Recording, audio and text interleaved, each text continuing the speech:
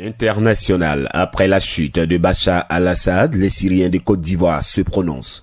La chute du régime de Bachar al-Assad, le président syrien, orchestré par une rébellion islamiste le 8 décembre 2024, a occasionné divers commentaires à travers le monde. En Côte d'Ivoire, où 10 à 15 000 Syriens vivent et travaillent, l'agence presse radio audio APRA les a rencontrés pour recueillir leur avis sur le départ du régime de Bachar al-Assad. À Abidjan, à Makori Zone 4, où nous avons rencontré une communauté syrienne, l'annonce a été accueillie avec une explosion de joie, comme c'est le cas de Nour Elden Al-Fadjini, un entrepreneur syrien arrivé à Abidjan à l'âge de 16 ans en 2012 qui dit avoir retrouvé le sourire. J'ai quitté en Syrie à cause de la crise, puis la guerre qui est arrivée là-bas. Donc j'ai fui là-bas, ça fait 10 ans que je suis venu en Côte d'Ivoire.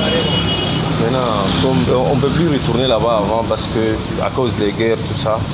Maintenant, comme Bachar al-Assad est parti, il n'y a plus tout ça. Donc alors là, on peut rentrer voir un peu les parents, on peut rentrer pour revenir ici en Côte d'Ivoire. Forcé, je dois partir pour voir les parents. Et on a les possibilités maintenant de rentrer. Sinon, avant, moi, je n'ai pas les possibilités d'arriver au pays. C'est pour ça que ça fait 10 ans que je ne suis pas arrivé là-bas. Mais Dieu merci, actuellement, on peut aller, on peut une vacance et puis revenir encore ici. Comme ce jeune Syrien de 28 ans, de nombreux Syriens en Côte d'Ivoire vivaient dans une angoisse constante du fait de la guerre civile.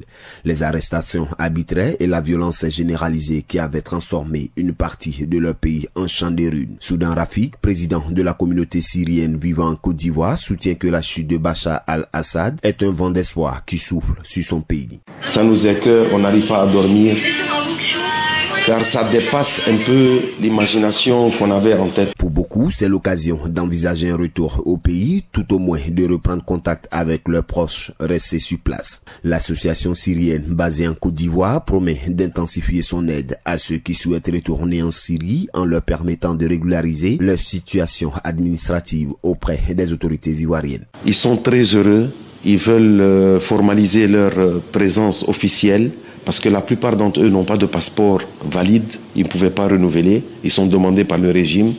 Aujourd'hui, ils veulent rentrer chez eux, refaire leurs papiers, reconnaître un peu leurs parents. D'autres ont été arrêtés, d'autres sont malheureusement morts dans les prisons.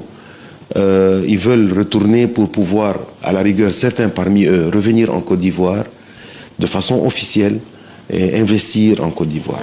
Pour Fayez Soudan, un autre membre de la communauté syrienne en Côte d'Ivoire, la décision est déjà prise. Le retour dans son pays pour voir ses parents s'impose, mais avec un peu de prudence. Je pense que si l'économie en Syrie s'améliore et puis tout, oui, les Syriens qui ne sont pas nés ici, les Syriens qui sont venus, veulent revenir à leur pays et tout. Mais comme on dit, la plupart disent on va attendre pour voir parce qu'on ne veut pas mettre des espoirs sur un nouveau régime, on ne sait pas où est-ce qu'il va.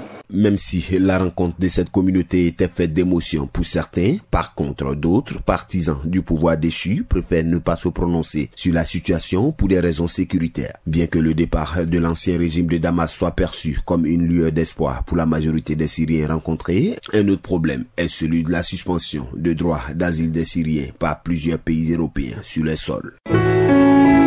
APRA, agence presse radio et audio.